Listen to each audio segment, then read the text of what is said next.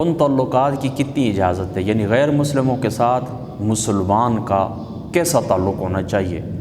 اللہ تعالی ہمیں اس بارے میں، رسول پاک صلی اللہ تعالیٰ علیہ وآلہ وسلم اس بارے میں ہمیں کیا حکم دیتے ہیں؟ تو یاد رکھیں، اللہ تعالیٰ کی ذات اقدس قرآن پاک کے اندر ارشاد فرماتے ہیں لا يتخذ المؤمنون الکافرین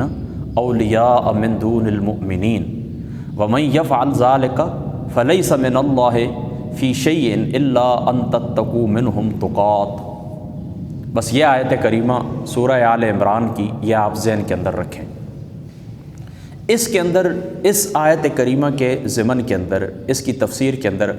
علامہ پیر کرم شاہ صاحب الازہری رحمۃ اللہ تعالی علیہ آپ نے لکھا ہے، آپ فرماتے ہیں کہ یہ خارجہ پالیسی کا ستون ہے، مسلمانوں کی خارجہ پالیسی کا یہ ستون ہے۔ لا يتخذ المؤمنون الکافرین اولیاء من دون المؤمنین، اللہ تعالیٰ فرماتا ہے ہرگز آپ دوست نہ بنائیں، لا يتخذ المؤمنون الکافرین، کافرین کو، اولیاء من دون المؤمنین، مسلمانوں کو چھوڑ کر کفاروں کو اپنا دوست نہ بنائیں۔ اب ایک ہوتا ہے، یاد رکھیں یہاں پر اللہ تعالیٰ کی ذات اقدس کیا فرماتے ہیں؟ لا يتخذ المؤمنون الکافرین اولیاء۔ یہ ولایت کیا ہوتی ہے؟ اللہ تعالیٰ فرماتا ہے ان کو ولی نہ بنائیں، ان کو اپنے اولیاء نہ بنائیں۔ یاد رکھیں ایک ہوتا ہے لفظ ولا اور ایک ہوتا ہے لفظ ولا۔ لفظ ولا یعنی واو کے کسرے کے ساتھ، اس کا مطلب ہوتا ہے دوستی، اس کا مطلب ہوتا ہے مددگار، مددگار ہونا، دوست ہونا، پیارا ہونا، محبوب ہونا، جگری یار ہونا۔ اور دوسرا ہوتا ہے ولا۔ ولا کا مطلب ہوتا ہے کسی چیز کا انچارج بننا، کسی چیز کا، کسی شعبے کا انچارج بننا، سربراہ بننا، اس کو اپنی نگرانی کے اندر لے لینا، اس کے اوپر سرداری کرنا۔ اور بعض علماء فرماتے ہیں دونوں کا ایک ہی معنی ہے، ولایت اور ولایت ایک ہی چیز ہے۔ بہرحال اس سے کیا ثابت ہوتا ہے؟ اولیاء، یہاں پر اللہ تعالیٰ کیا فرماتا ہے؟ لا يتخذ المؤمنون الکافرین اولیاء من دون المؤمنین۔ اس سے کیا ثابت ہوتا ہے کہ بالکل اسلام آپ کو اس بات کی اجازت نہیں دیتا کہ آپ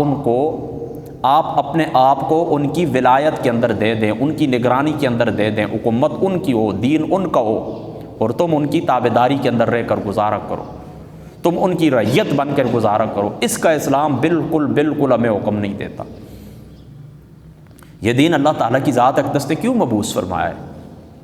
لِيُظْهِرَهُ عَلَى الدِّينِ كُلِّهِ، تاکہ یہ دین تمام ادیان کے اوپر غالب آ جائے۔ آج بھی جو مذہب ہوتا ہے نا، پرائیویٹ معاملہ، مذہبی رسومات، یہ جتنی بھی آپ ادا کرنا چاہیں آپ کر سکتے ہیں، دنیا کی کوئی فورس کتنا کٹر یا آپ کو کوئی دشمن وہ آپ کو کچھ بھی نہیں کہے گا، بلکہ اس معاملے کے اندر وہ آپ کے ساتھ تعاون کرتے ہیں۔ یعنی آپ صرف اس طرح کریں نا، نماز، روزہ، حج، زکوٰۃ، نیکی، خیرات، صدقہ، ان کے نظام کو، ان کے دین کو چیلنج نہ کریں، یہ باتیں کرتے، یعنی نیکی دیکھیں نا، وہ لوگ اتنی برداشت کرتے ہیں نا کہ جتنی نیکی ان کے نظام کے ساتھ نہ ٹکرائے، لیکن وہی نیکی جس وقت ان کے نظام کو للکارے گی وہ آپ کے خلاف ہو جائیں گے۔ اب بات آپ میری سمجھ گئے نا؟ یعنی نماز آپ پڑھیں اپنے گھر کے اندر، یہاں پر میں خانقاہ کے اوپر اپنی اس قبر شریف کے پاس بیٹھوں، یہاں پر میں 2000 رکعت نفل پڑھوں، کسی کو کیا ہے؟ یہ 7 مسجد ہے، میں 6000 رکعت روزانہ پڑھوں، کسی کو کیا ہے؟ 200 قرآن پاک روز ختم کروں، کوئی بھی مجھے کچھ نہیں کہے گا۔ الٹا کیا کریں گے؟ میرے پاس آئیں گے، چندہ بھی دیں گے، تعاون کا یقین بھی دلائیں گے، کہیں یہاں پر آپ کو ٹائلیں لگا کے دیتے ہیں، یہاں پر آپ کو یہ کر کے دیتے ہیں، یہ کر کے دیتے ہیں، یہ کر کے دیتے ہیں، پھر میں اچھا ہوں۔ لیکن میں اس طرح کروں گا کہ جس وقت ان کے نظام کو للکاروں گا، یعنی صرف ایک جملہ میں نے سپیکر کے اوپر یہ بول دیا کہ یہ نظام سودی نظام، یہ باطل ہے، اور ہمیں جو نظام سوٹ کرتا ہے وہ نظام مصطفیٰ ہے، قرآن کا نظام ہے، سنت کا نظام ہے، پھر فوراً میرے دشمن ہو گئے۔ کیوں؟ بات تو پہلے بھی، نیک تو میں پہلے بھی تھا، نیکی تو میں پہلے بھی کرتا تھا، لیکن وہ نیکی ان کے نظام کو نہیں للکارنے والی تھی، اور یہ نیکی جو میں نے کلمہ حق بلند کیے ہوئے ان کے نظام کو للکارتی ہے، لہٰذا وہ تیرے دشمن ہو جائیں گے۔ مدارج النبوہ کے اندر محدث دہلوی صاحب رحمۃ اللہ تعالی علیہ آپ کی ذات اقدس نے یہ بات نقل کی ہے۔ آپ فرماتے ہیں کہ حضور علیہ الصلوۃ والسلام کو جو کفار تھے، مشرکین رئیس تھے، اس وقت تک حضور کو انہوں نے کچھ بھی نہیں کہا کہ جب تک حضور علیہ الصلوۃ والسلام نے فقط اور فقط دین کی بات کی، یعنی فقط نماز روزے کی بات کی، نیکی کی بات کی، برائیوں سے بچنے کی بات کی ہے۔ لیکن حضور کے وہ دشمن اس وقت بنے جب حضور نے ان کے بتوں کو برا بھلا کہا ہے۔ اور وہ یہ تمہارے بت ہیں، یہ کوئی نفع نہیں دے سکتے، کوئی نقصان نہیں دے سکتے۔ ان الذین تدعون من دون اللہ لن یخلقوا ذبابا ولو اجتمعوا له وان یسلبهم الذباب شیئا لا یستنقذوه منه ضعف الطالب والمطلوب۔ جس وقت حضور علیہ الصلوۃ والسلام نے یہ فرمایا، جن کو تم پکارتے ہو اللہ تعالیٰ کے سوا، یہ تو ایک مکھی نہیں بنا سکتے، مکھی ان سے کچھ اٹھا کر لے جائے، اس کو پکڑ نہیں سکتے۔ جس وقت حضور نے یہ فرمایا، ان کو بتوں کو حضور علیہ السلام وہ کہا ہمارے خداؤں کو تم برا بھلا کہتے، حضور علیہ السلام کے شہید کرنے کے در پہ ہو گئے۔ پھر آقا علیہ السلام کو اپنا شہر چھوڑنا پڑا، مکہ شہر حضور کو چھوڑنا پڑا۔ اب میری بات آپ اچھے طریقے سے سمجھ گئے نا؟ تو لا یتخذ المؤمنون الکافرین اولیاء من دون المؤمنین، ان کی سرکردگی کے اندر، ان کی کمانڈ کے اندر اپنے آپ کو نہ دے دو، مکمل ان کو سیاہ و سفید کا مالک نہ بنا دو۔ اس کی اسلام تمہیں قطعی طور کے اوپر اجازت، لیظہرہ علی الدین کلہ، اس دین کو غالب کرنے کی تم نے کوشش کرنی ہے۔ تو جب ان کو اپنے اوپر غالب کر، آج بھی بعض لوگ نادانی سے یہ کہتے ہیں، چلو وہ تو موجودہ حالات کو دیکھ کر کہتے ہیں کہ وہ کہتے ہیں کہ جس وقت بر صغیر کے اوپر انگریزوں کی حکومت تھی وہ حکومت ٹھیک تھی، اور آج بھی انگریزوں کی حکومت ہونی چاہیے، چلے جائیں مسلمان، ان کی ہمیں کوئی ضرورت نہیں۔ اس میں کوئی شک نہیں ہے کہ ان کے زمانے کے اندر کچھ معاملات اور طرح کے تھے۔ بہرحال یہ بات یاد رکھیں، کتنے ہی وہ آپ کو دنیاوی کچھ ہمیں سڑکیں پکی کر دیں، پل بنا دیں، بجلی گیس کے میٹر لگا دیں، کچھ بھی وہ کر کے ہمیں دے دیں، اور یہ اب تمہاری کھال بھی اتار لیں، لیکن کبھی بھی اس طرح ہم نہیں کریں گے کہ ہم کہیں کہ وہ کیا کہیں کہ بارش کے نیچے تلے سے نکل کے پرنالے تلے ہم کھڑے ہو جائیں، یعنی ایک سے جان چھڑائیں، نہیں اس طرح دونوں کو، ان کو بھی دفع کرنا ہے، ان کو بھی دفع کرنا ہے۔ نظام صحیح کس کا ہے؟ اللہ تعالیٰ کے قرآن کو، اس نظام کو لانے کی آپ نے بات کرنی۔ تو اب میری بات آپ سمجھ گئے کہ اسلام کفار کے ساتھ اس قسم کی دوستی کرنے سے منع کرتا ہے کہ حکومت ان کی قائم ہو جائے، تم ان کی نگرانی کے اندر زندگی گزارو، ان کو اپنا جگری یار بنا دو، ان کو اپنا دوست بنا دو۔ اس کی اسلام قطعی طور کے اوپر دلی مودت، دلی رغبت کی اسلام بالکل اجازت نہیں دیتا، اور اس قسم کی دوستی سے اسلام، اس تعلق سے اسلام منع کرتا ہے۔ حاکم اور محکوم کا جو تعلق ہے، اس سے اسلام ان کے ساتھ منع کرتا ہے۔ اچھا، پھر کتنی اجازت دیتا ہے؟ ہاں یہ بات ضرور ہے، اتنی اجازت اسلام آپ کو دیتا ہے، ان کے ساتھ آپ بد اخلاقی نہ کریں، ان کے ساتھ آپ بد اخلاقی نہ کریں، ان کے ساتھ اچھے سلوک کے ساتھ پیش آئیں، ان کے ساتھ تجارت کرنے سے اسلام تمہیں منع نہیں کرتا۔ بہترین تجارتی پالیسی آپ پیش کریں، بہترین تجارتی پالیسی آپ مہیا کریں، اس کے اوپر عمل کریں، ان کے ساتھ تجارت کریں، ان کے ساتھ فوجی تعاون بھی ہو سکتا ہے، یعنی اس طرح تمام ممالک کی ایک فوج بن جائے انسانیت کی خدمت کے لیے، اعلیٰ ترین مقاصد کے لیے، بہتر اخلاقی قدروں کے لیے ایک فوج بن جائے، وہ اس کے اوپر بھی میثاق مدینہ حضور علیہ السلام کی یہ 50 سے زائد شکیں آپ پڑھیں اس کو، باقی بھی قرآن و سنت، وہ چونکہ اب وہ میرا موضوع نہیں ہے، ٹھیک ہے۔ فوجی تعاون کی بھی اسلام ان کے ساتھ اجازت دیتا ہے، تجارت کی ان کے ساتھ اجازت دیتا ہے، اچھے اخلاق کے ساتھ ان سے پیش آئیں، ان کی جان مال کا تحفظ کریں، یہ ان کے، یعنی دیکھیں نا وہ آپ کے رعیت کے اندر رہتے ہیں، ذمہ بن کے آپ کو جزیہ ادا کر کے رہتے ہیں، تو ان کی جان مال جو کچھ بھی اس کے آپ ذمہ دار ہیں نا۔ آقا علیہ السلام نے نہیں فرمایا کہ جو کوئی کسی کو امن کا معاہدہ دے، وہ اس کی ضمانت حاصل کر لے، اس کو امن حاصل ہو جائے، پھر اس کے باوجود وہ اس کے ساتھ غداری کرے گا، تو حضور علیہ السلام کی ذات اقدس نے ارشاد فرما کہ میرے اس بندے کے ساتھ کسی قسم کا کوئی تعلق بھی نہیں ہے۔ تو یہ تعلقات کا آپ نے فرق یاد رکھنا ہے کہ اتنے تعلق کی اسلام ان کے ساتھ اجازت دیتا ہے، اور اس تعلق سے اسلام منع کرتا ہے۔ تو اس پوری گفتگو کا خلاصہ کیا ہوا؟ اس پوری گفتگو کا خلاصہ یہ ہوا کہ مسلمان ان کو اپنی ولایت، مسلمان اپنے آپ کو ان کی ولایت کے اندر نہ دے دیں، ان کی حکومت کے اوپر راضی نہ ہو جائیں، ان کو اپنے راز مہیا نہ کریں، ان کے ساتھ دلی محبت نہ رکھیں، ان کے ساتھ دلی قربت نہ رکھیں، ان کو اپنا رازدار نہ بنائیں، اس سے اسلام منع کرتا ہے۔ اور غیر مسلموں کے ساتھ تجارت کرنا، اچھے سلوک سے پیش آنا، بحیثیت ذمہ وہ تمہارے شہر کے اندر، تمہارے ملک کے اندر رہیں، تو ان کے جان مال حال کی تحفظ کرنا یہ آپ لوگوں کی ذمہ داری ہے۔ یہ تعلقات، ان کے ساتھ کھانا ان کو کھلانا، ان کو تحفے پیش کرنا تاکہ یہ اسلام کے قریب آئیں، ان سب امور کی اسلام اجازت دیتا ہے، اور اپنے آپ کو تم جو پہلے باتیں میں نے بتائیں ان کی اجازت بالکل بھی نہیں دیتا۔ آگے پھر اللہ تعالیٰ کی ذات اقدس کیا ارشاد فرماتے ہیں؟ لا يتخذ المؤمنون الکافرین اولیاء من دون المؤمنین ومن یفعل ذلک فلیس من اللہ فی شیء۔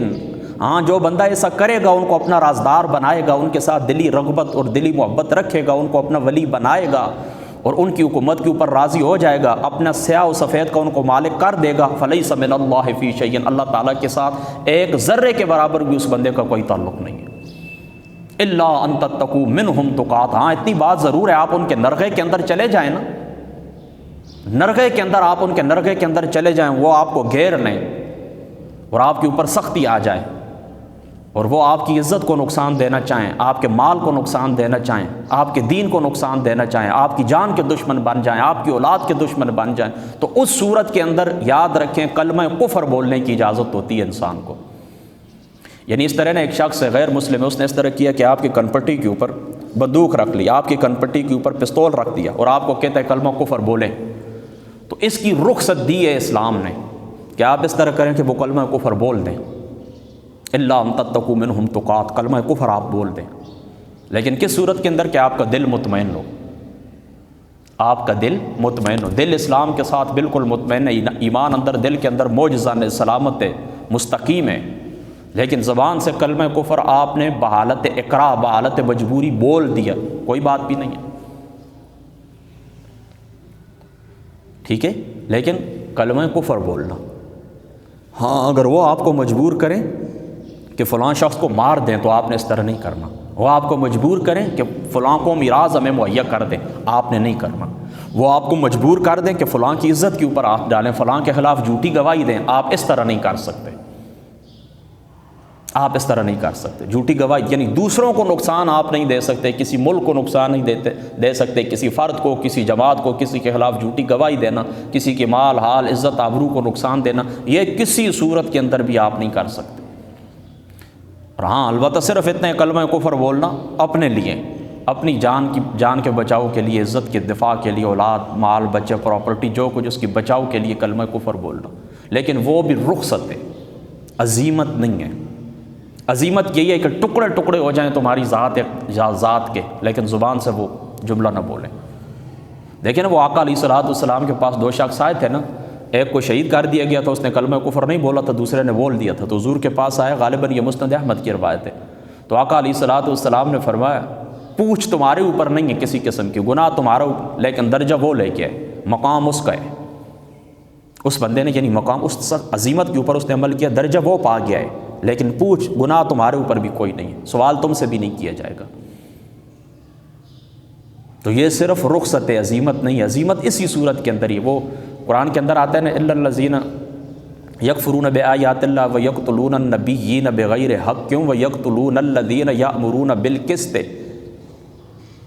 بالقسط من الناس فبشرہم بعذاب علیم، کہ یہ انبیاء علیہ الصلوۃ والسلام کو یہودی ناحق قتل کرتے تھے، اور خیر معلم خیر کی دعوت، انصاف کی دعوت دینے والے کو وہ کیا کرتے تھے، شہید کرتے تھے۔ تو دیکھیں نا اپنی جان کے ڈر سے انہوں نے کلمہ خیر کہنا نہیں چھوڑا،